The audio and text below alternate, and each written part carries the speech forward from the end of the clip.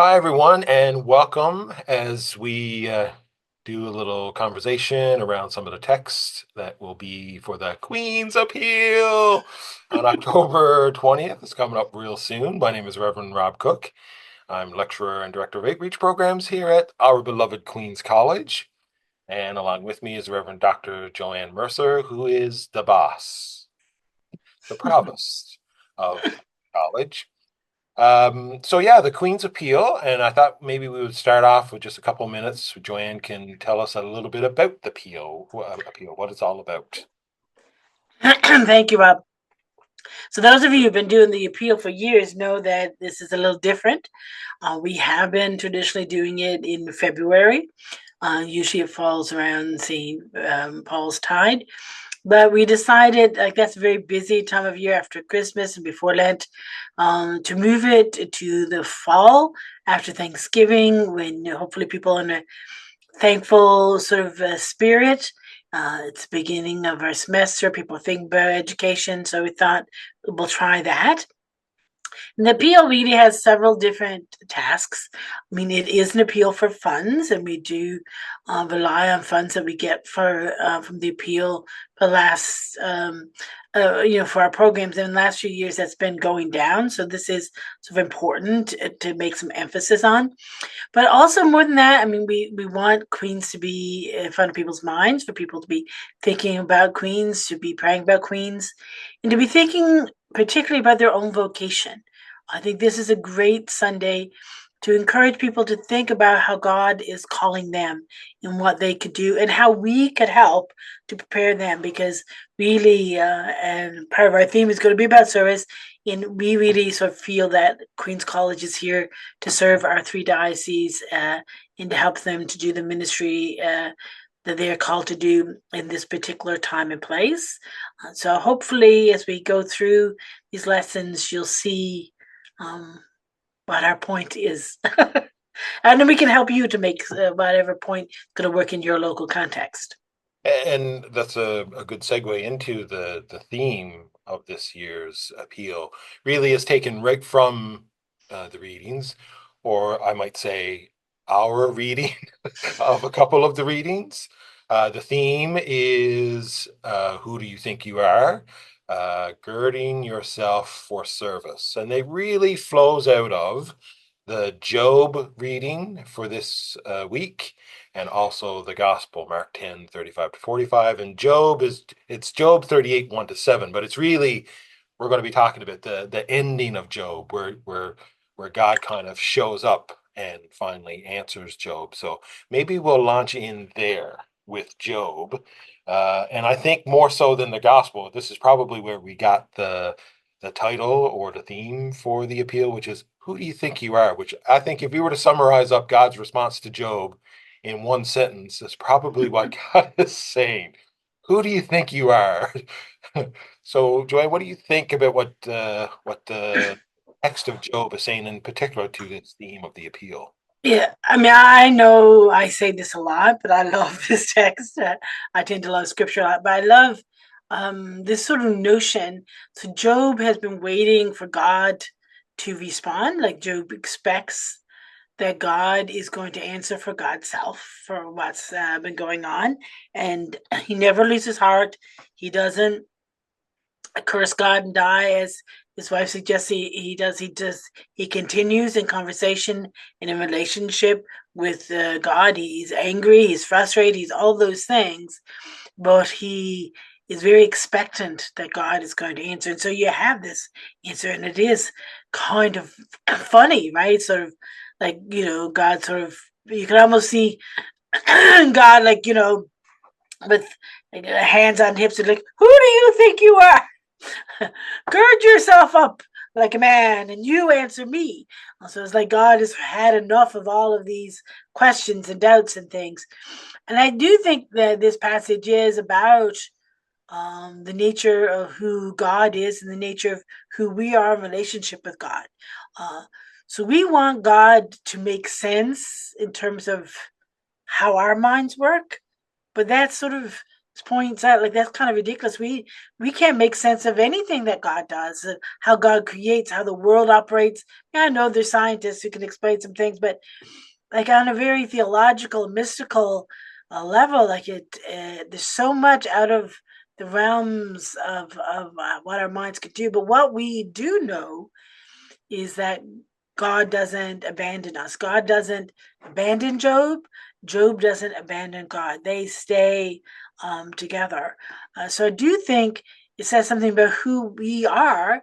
Um, we are people made to be in relationship with God, and I think our gospel will also suggest and in with each other, and that requires some knowledge. I do like that sort of line about your words without knowledge.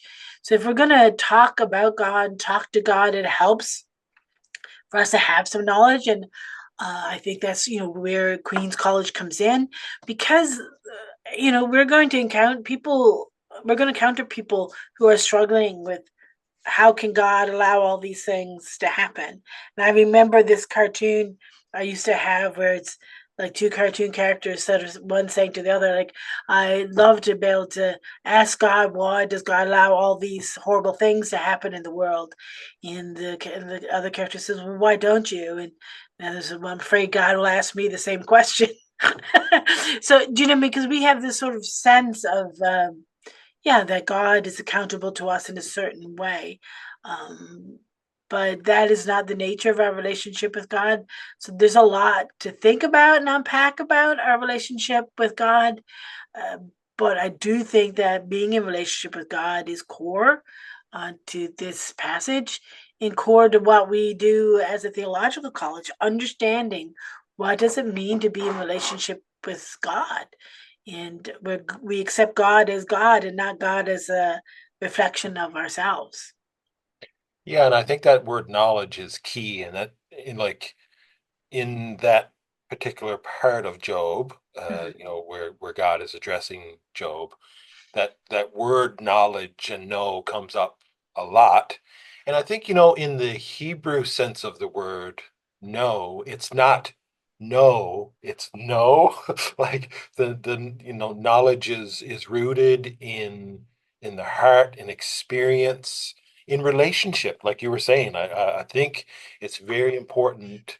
Um, this whole story is telling us more about God and God's desire for us to be in relationship with God, and really to like God being in and through all other things that happen around us.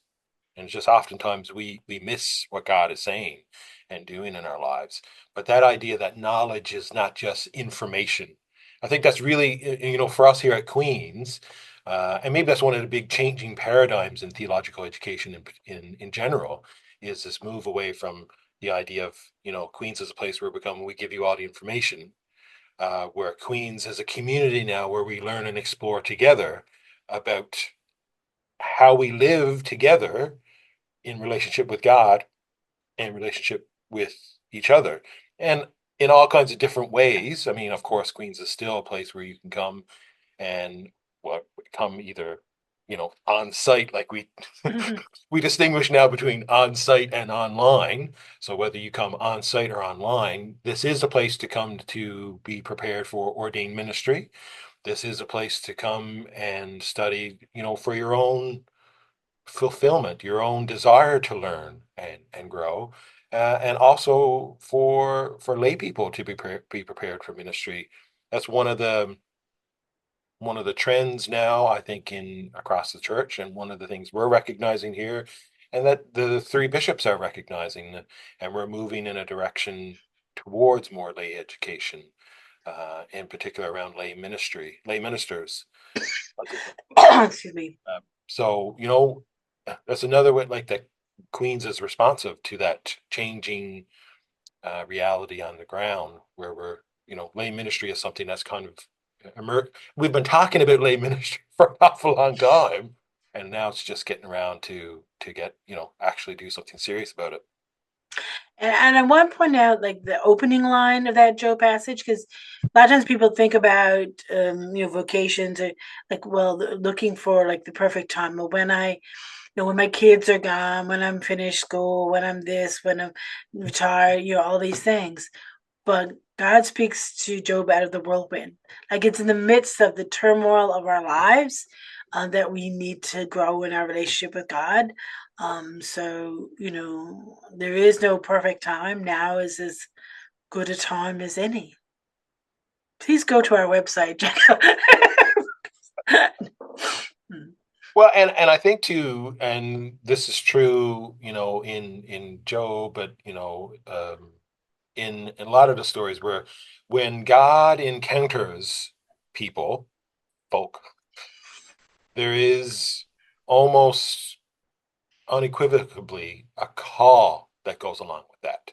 Right? You're being to encounter God is to be called into something. For Job, Job is being called back into relationship with God in the context too of recognizing who he is in relationship to God.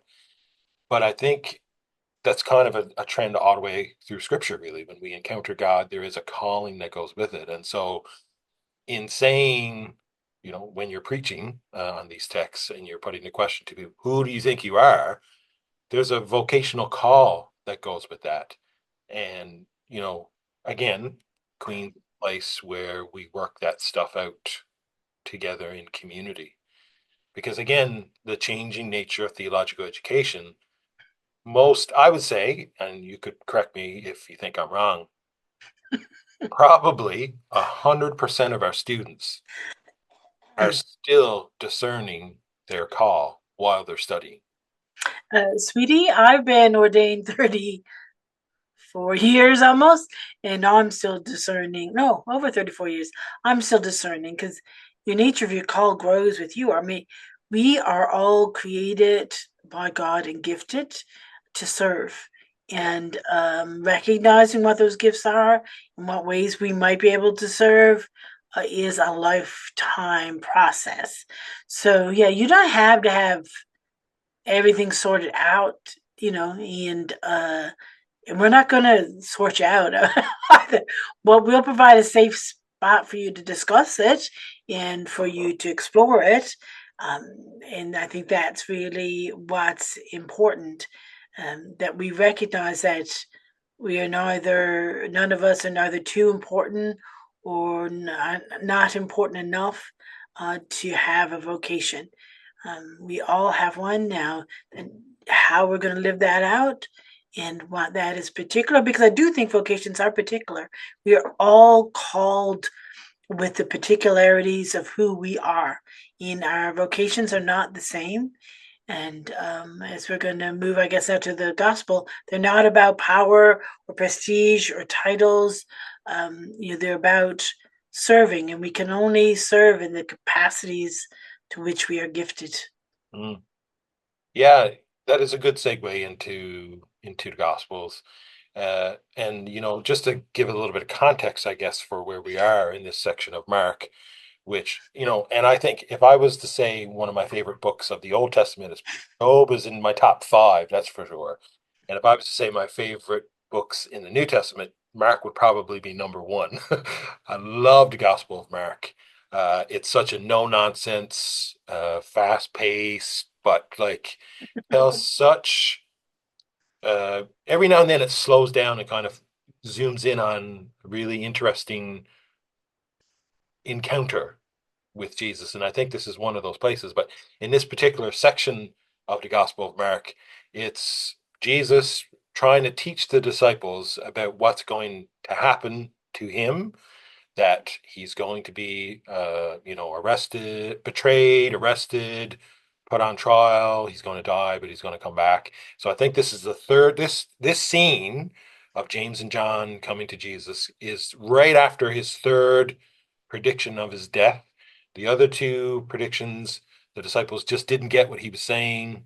The first time, Peter, no, you can't, that can't happen to you. And Jesus gets really upset and says, "Get behind me, Satan." Because Peter and I think the rest of the disciples don't get it. Second encounter, same thing happens. They start arguing amongst themselves about who is going to be the greatest. And now the third time, Jesus is saying, I'm what's going to happen to him. And James and John come to him with their request or demand, depends on how you interpret the Greek that's being used, that they would be able to sit at the right hand and the left hand of Jesus. I So have to say, I find this very comforting on those days when I sort of can't figure out what God's calling me into, or where I should go or what I should do. To think that that these guys were with Jesus, listening to him, and he'd already repeated himself several times as to what the nature of his kingdom is. They still want a kingdom, right? They still want power and control and want to live in the structure of their society. And yeah, so when I don't want to let go, when I want to take that money and spend it on wool instead of donating it to PWRDF or to Queen's College or whatever, it is very comforting to know I'm in good company with people who just don't get it. yeah, and if I was to nickname this whole section of Mark, it's kind of like the face palm section of Mark, where Jesus, I imagine Jesus Stunned, stunned. seriously just like deep sighs. It's not what I'm talking about. Right? But I'm like you. I find that very comforting because so often I miss the point because I want to put myself at the center of the story, which is what we just talked about in the Job reading, right? Putting ourselves, our comfort, our safety, our name, our place at the center of the story when we're not at the center of the story. The center of the story is our life given in service to others. Um, and so, what does that look like in ministry? And how do we equip people to do those things? Like you're fond of asking, in terms of congregational settings, what ministry is really important, who's going to do them, and how do we equip those people to do them? And like we were saying, we were chatting before we started, I think most of those ministries revolve around some kind of service to others. And so, how do we equip people for service in this day and age in which we live? Because I think it's a very different context now. We're increasingly, probably more than ever, in a world where we're very individualistic, and the idea of putting aside, our uh, wants and needs and focusing on others is a kind of a hard sell sometimes.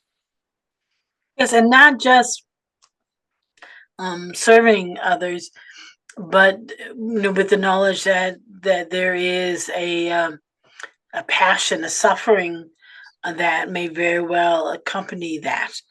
And when the lads want to sit in the right hand, left hand, I mean, Jesus says, "You will be baptized with this, and you will have to suffer, but I can't guarantee you any kind of that kind of reward."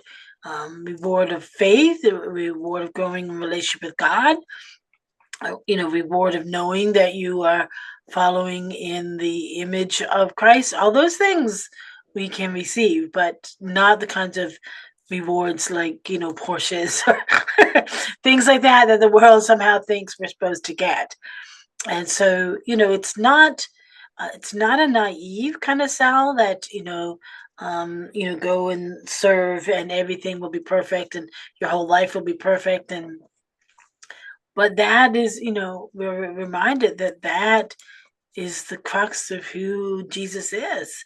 Mm. That is the one who came to serve and not be served. And that is really, in some ways, it's very freeing, right? To have to be able to let go of that kind of pressure to be a type A, and you do all these things and and do them all perfectly. And but it is also kind of intimidating in its own way. Mm. And I think every one of us, every person has a gift of service. Like everyone can do something. Like, and a lot of folks will say, well, I can't do that. But I mean, in any parish I've ever served in, there's always been lots of evidence, people, bringing things to people who are in need, people calling and checking on people, people like said supporting things like Queen's College. People serve one another all the time. They need help, I think, to recognize that and to to gird themselves to do that, to prepare themselves to do it even more. Because I do think, Robert, you're right that the nature of ministry is changing, and I know that a lot of clergy are covering larger areas. In we're more dependent on lay leaders who have certain gifts, equipping themselves for ministry to which they are called. And there's all kinds of ways. Like we do have all kinds of programs. We have the diploma where you can just come and talk about things and listen to people speak and learn and grow and push one another. And that's a really great space if you really have no notion of what your vocation is. And then a lot of people do that, and then they'll go on to do the associate because they want to know more, they want to go deeper. And sometimes they'll even go on to do a bachelor's degree or a master's degree because they want to do more. And what's really exciting to us is on top of all these things we already are doing, we're working in with the diocese and in response to requests from the diocese now to create some learning videos for licensed lay ministers, particularly, but that would the diocese can use how they choose in training lay people. So again, we are here to serve. We're doing things we don't normally do, using the gifts that we've been given to serve the church in the ways the church needs us now. And I think that's it. What we're doing is the same thing we're calling all folks to do in parishes, as individuals, as service groups, whatever. It's just think, what are our gifts? What can we do? And what is the need? Like, where can we use these gifts to serve people? I can organize things. Well, what needs to be organized? I can talk a lot. What needs to be talked about? Do you know what I mean? Like, we all have something, because it's an insult to God to suggest that we don't have gifts to share. Yeah, and I think it's important too, especially in relation to the gospel, connect it back to Job again about, uh, our identity, who we are, being connected to our relationship with God. But I think the gospel is showing us that our identity and who we are is intimately connected with others. And I would say, in the big picture, both are the same thing. Our relationship with God is connected to a relationship with others. And it's very interesting the way the gospel ends, that cryptic use of the word ransom. Only it does only use twice in the whole New Testament, and the other time is the parallel in Matthew's telling of this story. But the word is really interesting. If you look at the origins of the word, it's better, might be better translated as loosener. That Jesus comes as the loosener. Some texts, some translations interpret it as liberator. But I get the sense that service is for some purpose, right? So it's not just a nice charitable thing that you do for someone, but that the service should lead to that person being set free, liberated, so that that person can become the person that God is calling them to be, right? So the service is kind of passed on and passed on and paid forward and paid forward. I think that's, and maybe certainly in the world we're living in, that's a message that we need to hear, right? That relationship with each other, that, in being in service to others, and that ignites something in someone else and gets passed on and passed on, where we're in a world where, we answer, violence and retribution and revenge.